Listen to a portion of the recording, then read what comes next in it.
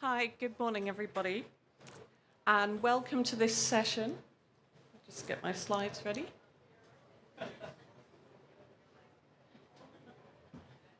Oops. Okay. Welcome to this session on carbon sequestration in marine sediments, prospects and perils. So I'll be your facilitator today. My name's Dr. Claire Evans, and I'm from the National Oceanography Centre in the UK. I'm joined by my panel today, so I will orientate you in the topic of carbon sequestration in seabed sediments, and then we'll introduce you to the panel, and we'll discuss the prospects and perils of this important topic. So we know that carbon is present in the Earth system in the different components, so in the land, the ocean, and the atmosphere. And the amount of carbon in any particular fraction, of course, we call a stock. And so here in the diagram from the 5th IPCC assessment report, we have petagrams of carbon. And carbon, of course, moves through our Earth system. So then we look at the amount per unit time, which we term a flux. So here we have petagrams of carbon per year. Now, of course, we know that human activity has changed the way that carbon is moving through our Earth system, and as a result has influenced these different pools, which is shown here as anthropogenic activity in the red. And of course, the problem we are facing now is that due to the flux of carbon into our atmosphere, we have to try and mitigate that to combat climate change.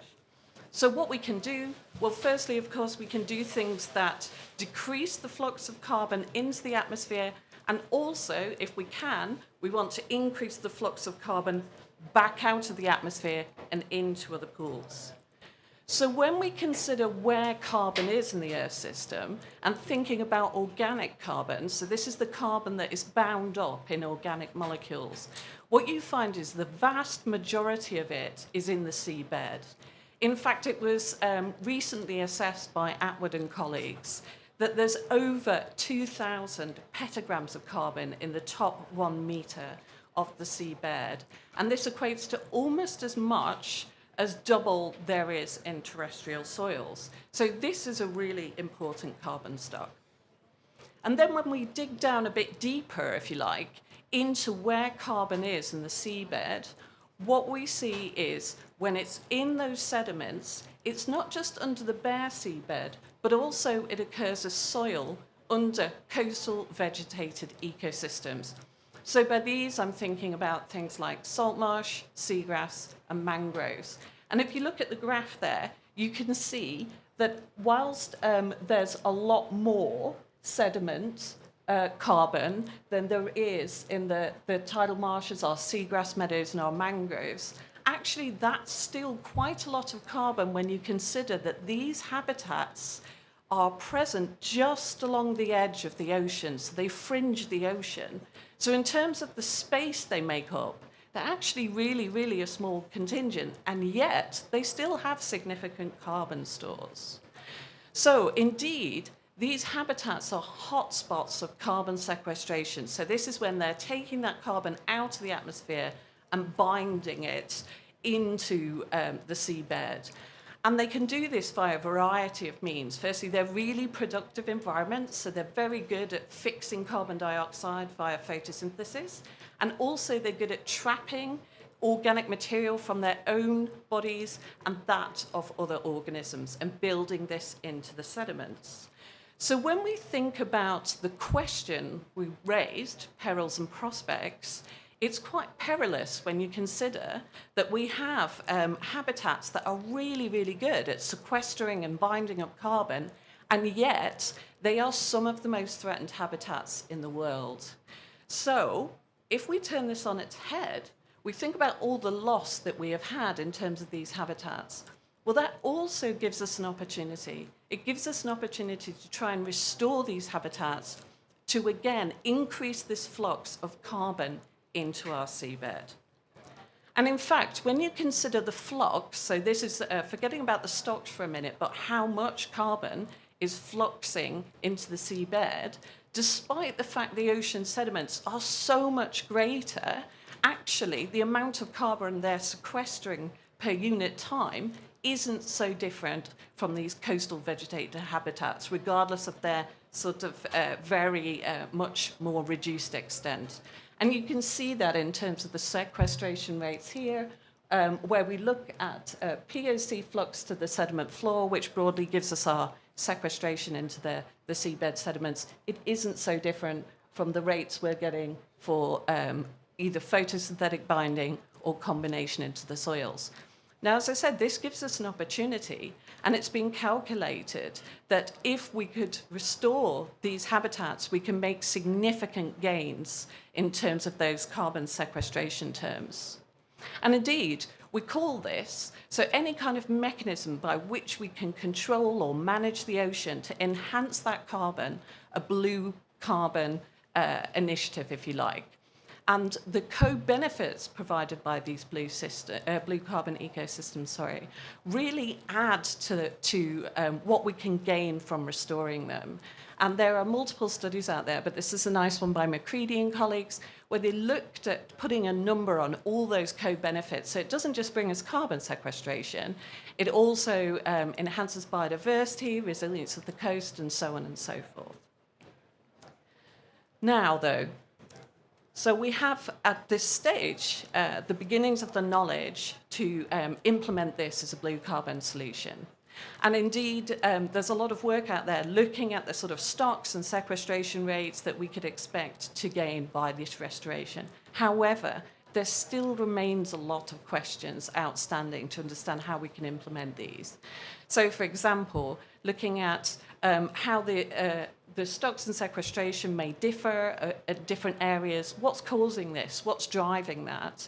And also, in terms of fully constraining those carbon budgets, are they producing greenhouse gases? Are they releasing DOC? All of these things have to be pinned down better before we can implement management activities. And furthermore, of course, we have to consider the not so big elephant in the room in terms of, we all acknowledge it now, climate change. What impact will that have? And so moving forward then, it's recently been assessed how much we know about these potential blue carbon solutions versus what their mitigation impact can be. And you can see from the diagram here that we know quite a bit about mangroves and tidal marshes, a bit less about seagrass, but all of those solutions have good potential. Now, when we think about seabed carbon, then what about the marine sediments? And indeed, it has been assessed that whilst their potential isn't as high as the coastal vegetated ecosystems, there is still some good potential from managing our marine sediments to potentially use them as a blue carbon initiative, so far more than corals, for example, or fauna. So when you consider that, the understanding is so low about these sediments and how we manage them, it's rather sort of alarming, if you like, or potentially concerning to think what impact we have on them. So we do a whole host of activities that impact on our seabed. So, for example, trawling. It's been calculated that something like 1.3% of the ocean seabed gets trawled at least once every year. And this is potentially remobilizing absolutely loads of the carbon that's bound into our seabed. Now, we still don't really have a good handle on what impact that might have. So there's a review recently that tried to find some kind of consensus of 49 studies, and the majority didn't seem to indicate an impact, and then 29% did, whereas 10 found actually increased carbon, apologies. And so it's not just fishing as well. We see going forward there are more and more impacts on our seabed. So a recent study by my colleagues at the National Oceanography Centre was looking at the impacts of laying subsea cables. And you can see the sort of techniques that are used, and they're digging trenches to lay these cables. And they actually calculated that the cables we have laid so far release something like 3 to 11 megatons of carbon, which is really quite something. And then it's really pertinent also to consider the impact of mining. So the diagram here indicates where there are potential resources that we might want to extract from the seabed, and you can see that's pretty major. And we still don't really know enough about the impacts of these processes on carbon and its release potential to the atmosphere. So there's a whole host of questions surrounding this. So when we remobilize this sedimentary carbon, what happens to it? Does it just settle back down again in its organic form? Or could it be remineralized to CO2? And then if that is the case, how much of that makes it into our atmosphere? And we know as well that a lot of these processes are impacting the fauna of the seabed. And so we don't really understand what effects that might have. And finally, and importantly, there are many different modes of activity on the seabed. And what's important is to understand the context. So how they're impacting the seabed and where they are doing this disturbance. And so there are so many questions that we really need to get a handle on before we can develop these appropriate interventions. Now, just one last thing before we move to introducing you to the panel is just to point out that currently about 4% of those marine carbon stocks occur in marine protected areas, and only 2% of those are in highly protected areas, if you like, where we don't have bottom contact disruption of the seabed. So thank you. Hopefully that orientates you in the topic. And now what we'll do is move to introduce the panel and get going with our panel discussion. So I'll just switch over. Thank you. So firstly, Dan, can I ask you to tell us a little bit about yourself and where you work and what your interests are? Thanks, Claire. My role is Ocean and Climate Director at Blue Marine Foundation, which is a London-based NGO. I direct a unit specifically focused on building the value of the ocean as a solution to climate change. And we have a $15 million program that is looking specifically at the role of sediment carbon in those processes. Thanks. Daniel, please. Hello, everyone. First of all, Claire, thank you so much for the invitation to be here. So I'm Daniel Mateos. I'm the head of marine conservation at Emirates Nature WWF. It's a local NGO in association with WWF. We're working here in the UAE. We have been working the last 8 years mapping blue carbon habitats, identifying important areas for marine biodiversity and associated with blue carbon habitats. And currently we have a large project that we are working with the nature-based solutions, and we have been recently doing blue carbon accounting in different coastal lagoons here in the UAE to inform these nature-based solutions. Thank you. And we have online, thank you for joining us, Ruth. Could you introduce yourself, please? Hi, everyone. I'm great to be here. I'm sorry I can't be there in person. Yes, I'm Dr. Ruth Parker from the Centre for Environment, Fisheries and Aquaculture Science in the UK. It's a governmental agency, and I lead research projects looking at seabed carbon, understanding impacts from different activities, and also thinking about spatial management of different activities, including MPAs as nature-based solutions to climate change. So I'm looking forward to today's session. Thank you very much. So thanks to all my panel for joining us. I'm going to start in the logical place to me, which is the sort of more the shore-based situation. So firstly, to Daniel. So we've heard that the work you're doing is very active in looking at the potential of coastal vegetated ecosystems around the UAE to enhance carbon sequestration. So can you tell us a bit about the scientific approach that you're applying and how this is informing the recommendations that you're making? Thank you, Claire. Well, first of all, we are in an arid region that we are seeing some coastal lagoons that are called HORS that present multiple habitats, seagrasses, mangroves, mudflats, microbial mats, and all of them are interconnected. So we do not understand a different approach than going with an approach that is seascape approach. It's an approach that we want to understand the connectivity of these habitats, what is driving this carbon sequestration potential. So we really need to understand how they complement each other, how they work together. So we are seeing now scientific publications that they are demonstrating that seagrass in combination with mangroves, they work more efficient. The blue carbon accounting that we have recently done in collaboration with the National Oceanographic Center, we are seeing that patches larger than 10 hectares of mangroves, they are more efficient than those that are less. And when they are connected with salt marshes, they are even more efficient, right? So we really need to put more attention on how those habitats work together instead of seeing just one single habitat, especially in those coastal lagoons. And in terms of recommendations, I mean, we are working a lot now on what we call nature-based solutions, but the people sometimes want to go super innovative. We are talking about restoration, conservation. We really need to inform those restoration actions. What kind of intervention we want to do? We want to plant mangroves? Probably it's not the only intervention. We want to put attention on our restoration of seagrass, or we just want to preserve those mangroves to give them the chance to do this natural recruitment. So yeah, I think this is how we are moving.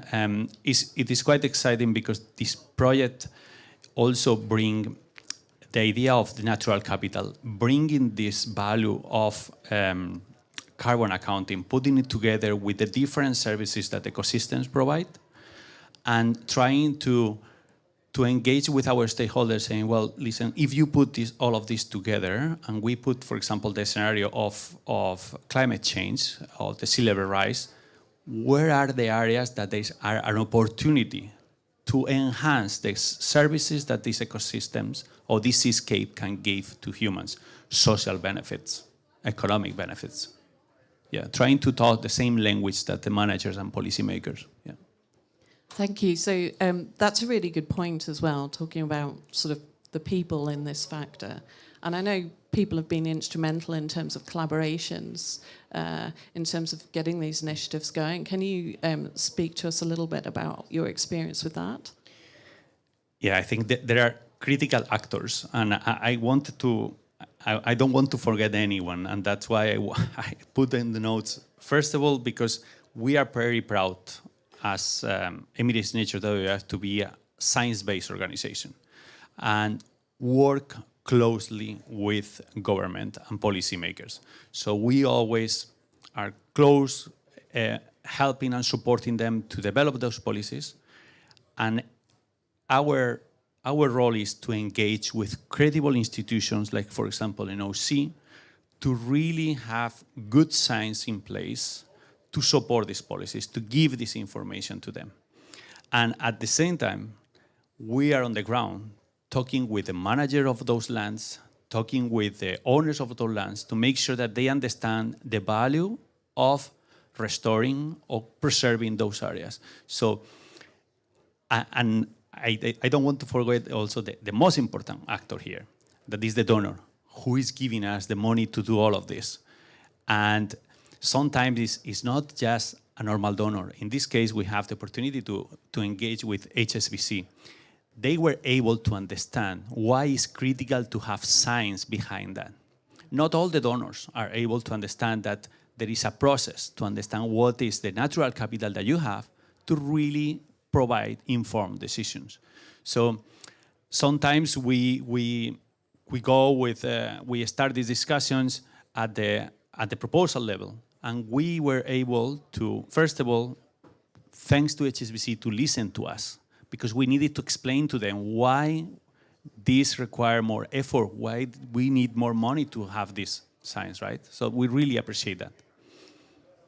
Thank you. So just one last question then, Daniel. With regards to these coastal seascapes and managing them and restoring them moving forward, what do you think the main factors we need to be focusing on are? Yeah, I really like your presentation, because I think you mentioned some of them. But first of all, to see other habitats other than, for example, mangroves.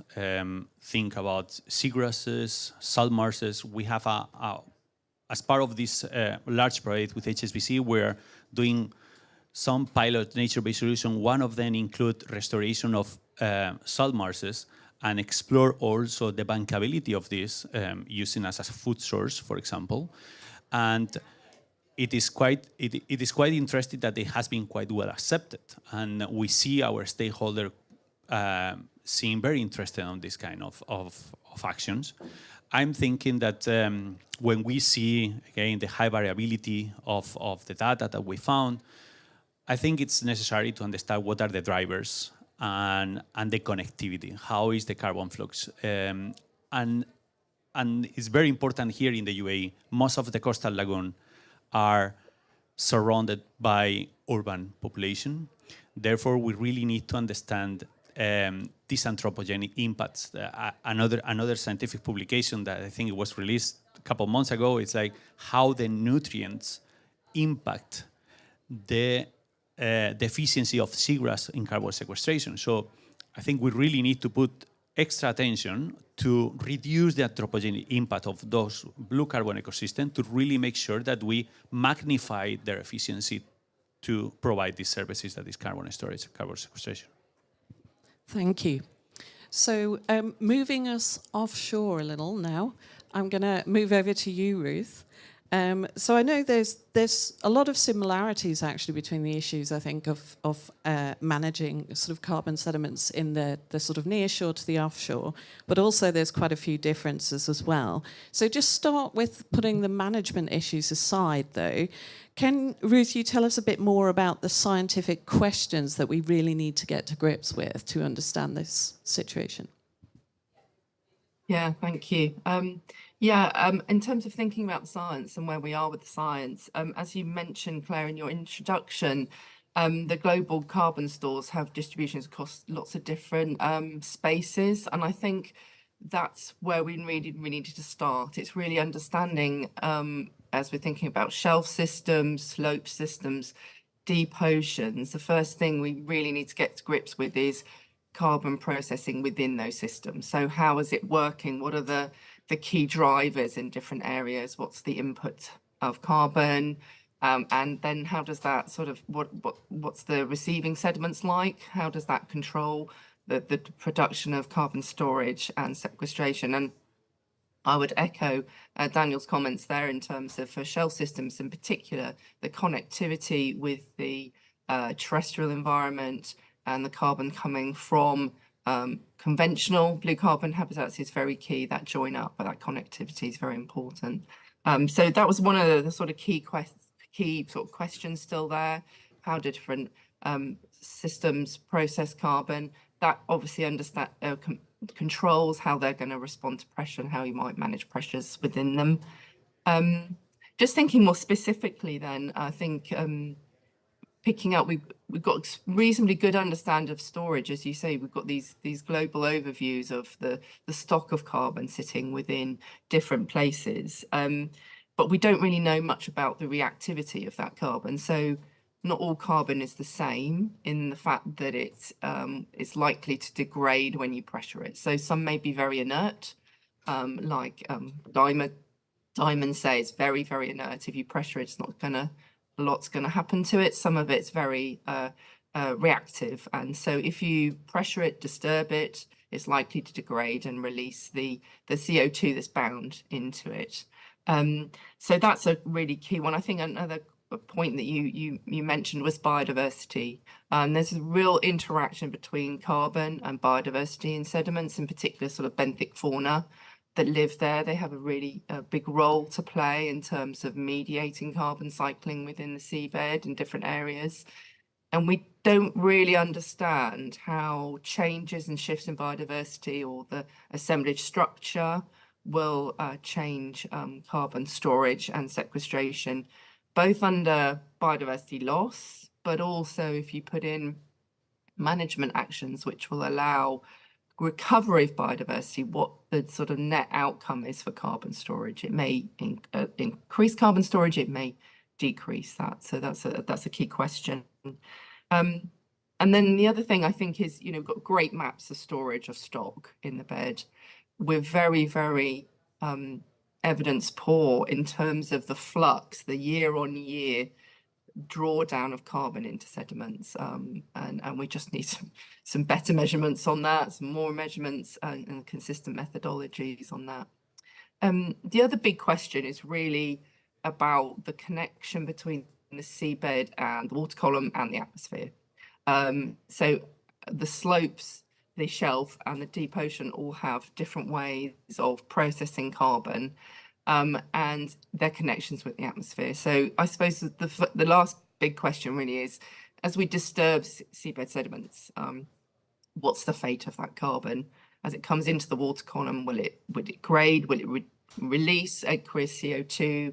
And will that CO2 make it up into the atmosphere? The shelf sediments, some of them are in connection with the water column on a daily basis, with the water column and the atmosphere on a daily basis. But as you move to the deep ocean, you're thinking about a time lapse of sort of a few years or decades or even centuries. So it's sort of drawing that all together in terms of setting the scene and what that means for response to impacts and how we might manage them is I think, some of the big questions still remaining. Thanks, Ruth. And I mean, I completely agree. As somebody who comes from more of a pure oceanographic background, getting that flux down to the seabed measured is so difficult, and yet it's so important, you know, as a starting point. But moving on then, if we think about the ongoing activities that we're seeing in the ocean, and indeed that we might see more of in the ocean, so that the sort of interventions that I spoke about, or perturbations, if you like, what sort of things do we need to be considering regarding those, would you say? I think some of those points that you picked up in your introduction, so I just want to sort of expand on them a little bit. The first really is understanding impact of different activities on carbon. And there's two aspects to that. There's really understanding what different activities do. What is their mode of action? What's their extent, their distribution? You know, are they mixing carbon within the seabed? Are they bringing it up to the water column? Are they, so it's those sorts of things that we sometimes really don't still have a handle on, even for something like trawling. We understand it resuspends. There's been a lot of focus on the resuspension of carbon into the water column and its potential emission. But it also mixes carbon downwards, it relocates it, it also affects the fauna. So there's a lot of complexity on a lot of these activities. They do multiple things all at the same time. And we really need to understand the net impact of them in terms of a carbon budget, either for a change in stock or emission or changes. I think the other thing is risk. As I mentioned, not all carbon everywhere is the same. It's not as vulnerable in different places. And I think we don't have good understanding of the risk. If we combine our activity information, spatial extent information with carbon reactivity or vulnerability, what, you know, do we understand risk in different places and from different activities?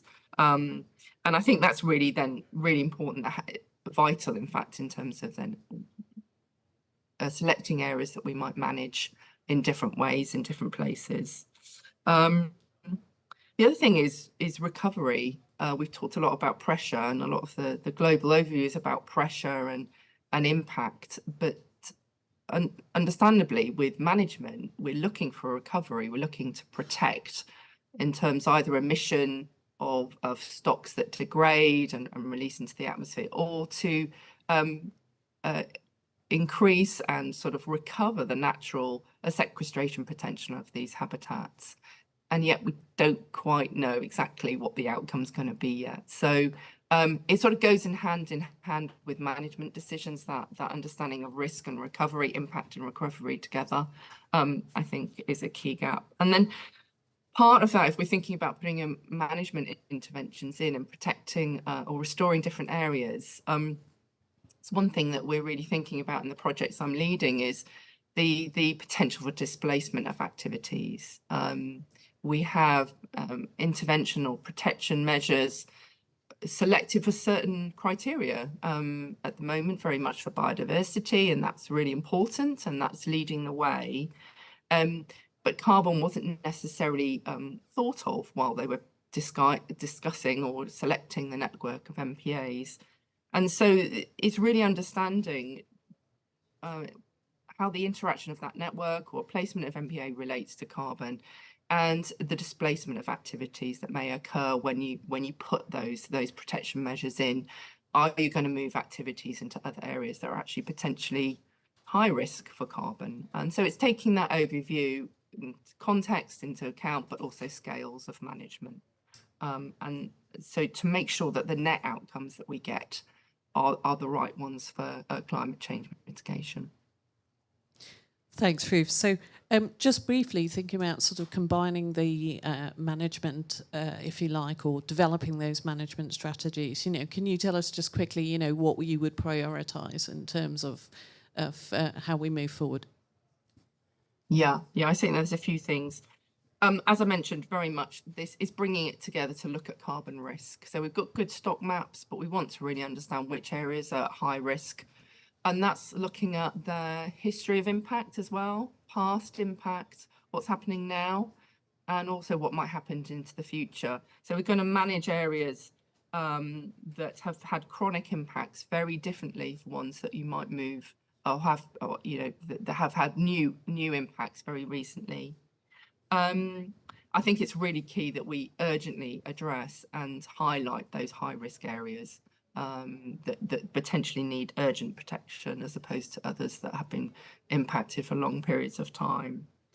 I think you picked up in your talk, and I think it's really, really important to think about adaptation of these habitats. So what is climate forcing as a continuous pressure doing already in terms of changing the carbon stock and sequestration potential of different areas? What's it going to do to the input in terms of carbon supply? What's temperature going to do in terms of the capacity of areas to store carbon? And obviously this year, we had a lot of marine heat waves in the temperate system, and what those themselves may do as a sort of acute climate forcing. I think also you can hear there's lots of bits of information that need to come together to make sound management decisions. And I think it's important that we develop frameworks and predictive tools to allow us to look at spatial management scenarios and what that means in terms of carbon storage or emissions. Not just looking at MPAs, but other opportunities for de facto MPAs or exclusion areas. And lastly, I think there's a real opportunity. It's a fast-moving space here, thinking about the seabed carbon. There's a fast-moving space, lots of new work coming online, and there's a real opportunity to join up our global thinking here across the community to rapidly build our evidence base, to exchange knowledge and understanding of what we think different activities are doing, and evidence gathering and data storage methods. And I just wanted to mention that there are some partnerships already set up, and I think we could probably make more of them. There's a UN Ocean Decade partnership on blue carbon, GoBC, which it covers all the different blue carbon habitats, but does include the emerging ones such as seabed and kelp. And I think that's a real opportunity partnership to potentially sort of galvanize and bring together the knowledge that we've got as it rapidly develops, to make sure that it gets to the right place where it's needed in terms of policymakers or stakeholders' decision making. The other one to highlight is the international partnership on MPAs, biodiversity and climate change. It's a partnership, again, it works across all blue carbon habitats, but they are specifically looking at seabed carbon and managements and with the role that MPAs can play. I think they have a few events actually running over the next few weeks, so it's worth mentioning that. And thinking about data management, there's a lot of data bases in different parts of the world that are starting to collate seabed carbon information. I think there's a real opportunity there to grow the evidence base really fast, really quickly to address some of these questions that I mentioned in terms of understanding carbon risk in different areas. But for that, we really need standardized methodologies. So I think that a lot of these partnerships can facilitate that sort of community effort to come together and address some of the key science questions and also policy and management questions that we've got. So I think it's a very exciting space, and yeah, it's really, really good to be discussing this. Absolutely. Excuse me. I think we all agree, yeah, it's a really good time. Things are starting to change. And with that, coming to yourself, Dan, so certainly in the UK, and I think in large parts of the world, really, we are seeing more and more sort of coastal restoration initiatives and things like this and management. However, it seems to be really, really piecemeal and not necessarily based in the evidence, you know. So, I mean, do you have a feeling how we can scale this up? How can we make that happen, you know? Thanks a lot, Claire. Yeah, I mean, the ocean's so new in the UNFCCC process. I mean, even 2 years ago, we didn't have an ocean pavilion to hold these kind of conversations. And, you know, I know the IPCC wetland supplement in 2013 referenced these blue carbon ecosystems, but what we're talking about here, sediment carbon, you know, it isn't even considered blue carbon within the UNFCCC process at all, despite contributing something like 6% of global drawdown. That's about the same annually as the global concrete industry emits. So it's a really significant global source of carbon sequestration. But in terms of this process that we're sitting in today, it's functionally invisible. I mean, to your point around, you know, piecemeal restoration, I guess that's a two-part question because, you know, coastal ecosystems, I think, building on Daniel's points earlier, you know, have historically been a single habitat focus for the individuals and organizations, practitioners, governments working on them. And what we're increasingly seeing is this seascape approach. We have a project on the south coast of England that brings together 9 different institutions, including government agencies, including other NGOs. It's called the Solent Seascape Project, and it's focused on restoration of multiple habitats simultaneously and trying to better understand the uplift in values created by that restoration. And I'd hope to see coastal restoration moving to a more coordinated approach, both in the way it's conducted and practiced, but also how it's understood. I guess when we move offshore into the marine environment, really this sort of restoration approach is to leave it alone. And, you know, really building on Ruth's points, without data, it's really hard to justify management decisions. I mean, as a conservationist, I can sit here and say, yes, an intact marine seafloor, you know, full of life with all sorts of different things happening, is undoubtedly going to be better at sequestering and storing carbon than the one that's been recently trawled. And the studies conducted by Graham Epstein, which Claire referenced, which I funded, are kind of, you know, relatively indicative of that. But without hard data, which is extremely difficult to quantify, you know, we focus on mangroves and we're the furthest ahead, as your slide showed, in understanding mangroves because we can walk up to them and touch them and measure them. And they're incredibly engaging, beautiful ecosystems. When you get into kind of deep mud and continental shelves, it's way harder to hold people's attention.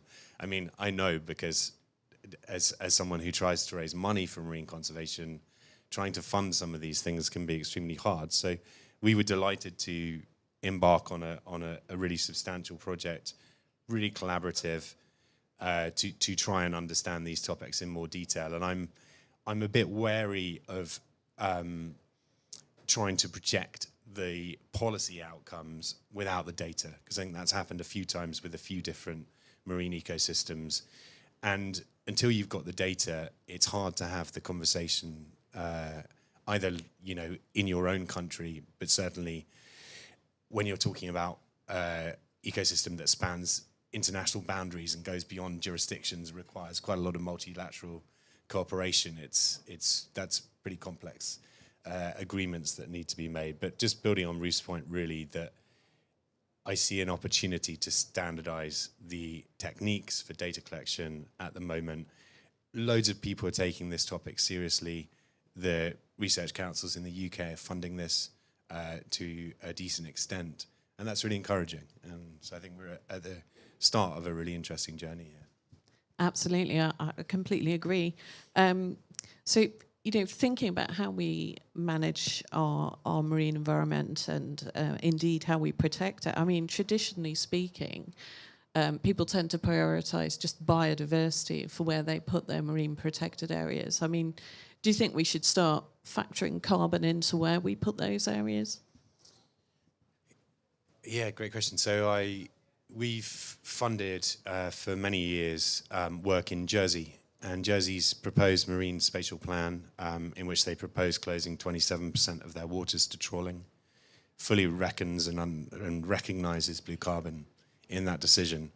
It's far from a done deal or a conclusion. It's a extensive consultation period now. So we'll see what happens with that. I guess from a biodiversity perspective, and I appreciate a lot of work that's gone on in the UK and been part of lots of it ourselves. But our current network in the UK allows industrial bottom trawling in the vast majority of MPAs. It also allows things like oil and gas drilling and open pen salmon farming. So from a biodiversity perspective, it's not like we have effective protection at this point. Adding carbon is a layer to that. If it's a potential leverage point that it can increase protection, I think that's a fantastic and strategic opportunity. And thinking of MPAs in ecosystem terms, designing MPAs intelligently that encompass things like carbon, it makes total sense, but only really if the data is there to back up those things. I guess too, going back to what a functioning ecosystem looks like, we could certainly take the precautionary approach and protect these things while we figure out the data. Absolutely. No, so just touching on your earlier response, you mentioned about the sort of challenges of managing seabed carbon when we consider, the vast majority is outside of any country's sort of exclusive economic zone, if you like. So, do you have any thoughts about how we move forward with that situation? Yeah, I think in the last couple of years we've seen great successes when it comes to multilateralism, multilateral processes for the ocean, with Kunming, Montreal, and then with the High Seas Treaty. Some of my good friends have been working on the High Seas Treaty for 20 plus years. It sort of seems like it's emerged from nowhere, but there's decades of hard work that have gone into that. But we have seen countries coming together to make agreements that determine what happens to the ocean. That's really important, that international cooperation. To me, those sort of things, when it comes to the management of sediment carbon, maybe feel a little bit further up the ladder than we are now. I'd love to see transboundary MPAs in the future that recognize the carbon within them, and as Ruth said, the high risk areas are properly protected. I'd love to see that happen quickly. I guess what we need is a ton of evidence to support that. And when we have that evidence, we can go and make those suggestions to policymakers. Absolutely. Thank you very much. So I'm going to end, if you like, with a final question to all of my panelists. And I'll start with you, Ruth. So with regards to this sort of marine sediment carbon, what do you think is the most sort of key prospect and or peril that we need to be thinking about? Sorry, just mute myself. Yeah, I think the prospect is that I think we actually know the roadmap that we need to follow in terms, I'm thinking about the science evidence here. And so there's real opportunity. There are some challenges in bringing evidence together, but I think there's a real opportunity across, as I said, the community to upscale at a rapid pace the evidence base that we've got to allow some of these decisions to be made, as Dan was alluding to. I think, yeah, we just need to make it happen. That's the difficult thing. I think it's about using the policies that we've got in place, as Dan was saying very clearly. The offshore aren't covered under the same legislative strategies.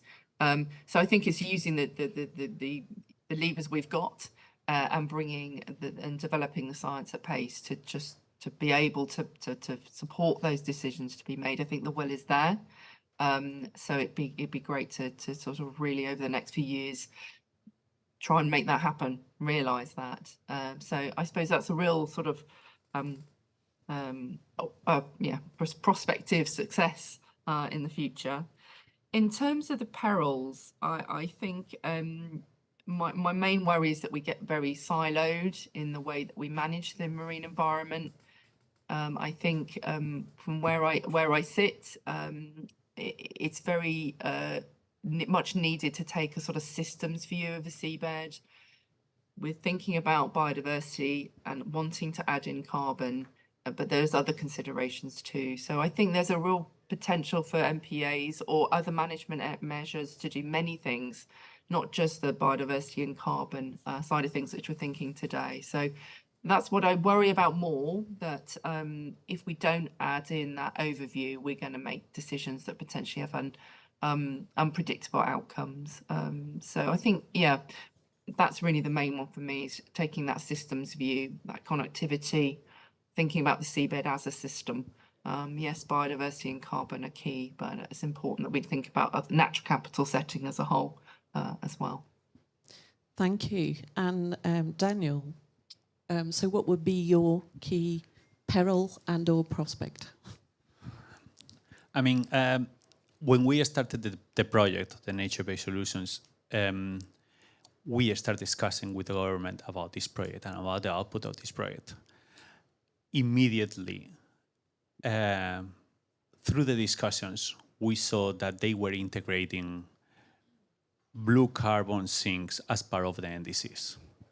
So for us, this was one of the, we were saying like, well, this is a success. And we just started the conversation. And we are just explaining the potential of this. So they took it from the beginning. So I think if we now move in the direction of doing proper management, making sure that we lock those carbon stocks there, and we, through the marine protected areas or integrated management, we can call it in a different way, but the idea is to remove all this anthropogenic impact that they suffer sometimes. I think that will be key. And about the peril, I think I still think that including them and making sure that we communicate to our stakeholders that this is part of the natural capital, I think this is as well is quite important, that they see the value, that they see the socioeconomic value of having those carbon stocks there, and managing them properly, and trying to find, trying to show them what are the services that are associated to them. I think that this will be my two messages. Yeah. Thank you very much. And Dan, please. I guess I see the prospect is for, you know, this sort of conversation to unite these two great processes that we have unfolding around climate and biodiversity. And, you know, often not properly joining up. So I see, you know, the better understanding of this topic to contribute to that overwhelming understanding of the linkage between climate resilience and biodiversity.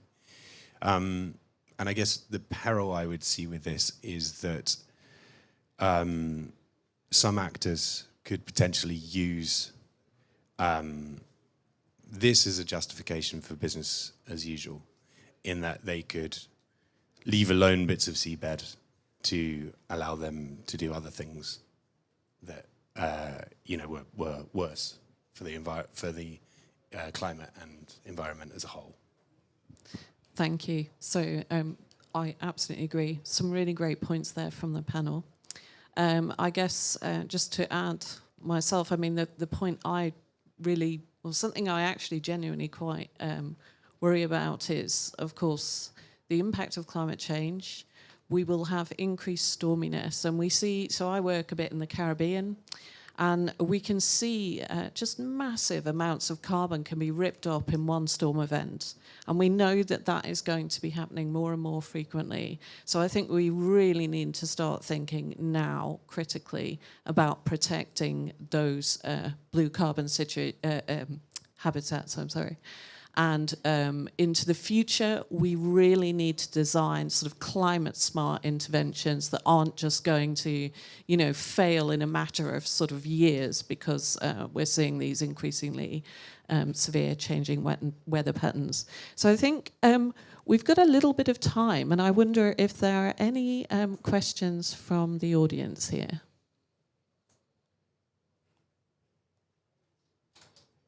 I think there's a lady at the back. I think I've been told I've got to give you this microphone. So.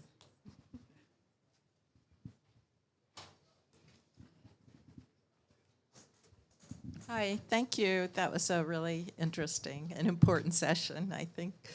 I'm wondering, for international waters, the BBNJ agreement doesn't really address climate, or carbon stores, but there is an opportunity, as you said, to use the MPAs to help conserve these. So I'm just wondering if anybody has any ideas on how to get more climate positive action out of the BBNJ agreement. Yeah, I mean, adding climate to that acronym would have made the BBNJ just too unwieldy for people to say. But no, I remember reading the like zero draft text, and climate was, and I doing a search for climate. This was a few years ago, but it was mentioned like 4 times or something. So yeah, it's not a consideration currently, and I guess that's what we were talking about a lot, is how do we join up these two great conversations around biodiversity and climate. And I guess in some ways, with marine protected areas on the high seas, we have a clean blank slate that we certainly don't have in national waters. I know people, including ourselves, have been working for years on where the potential first generation of high seas marine protected areas might be.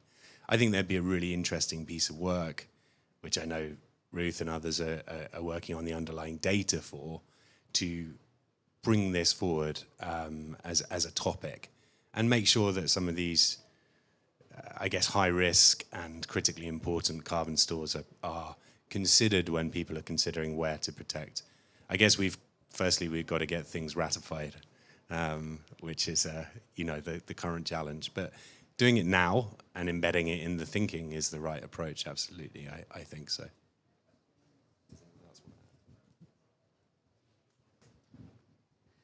Thank you. Ruth, did you want to add anything to that, or? No. Okay. Any other questions, please? No. Well, okay. Thank you very much, everybody, for coming, and for those who are watching online. And for me personally, thank you very much to my panel. I'm very glad you could come and speak today, and it's been so interesting. And Ruth especially, who had to get up very, very early in the UK to come along. So, yeah, please, so round of applause for the panel, please.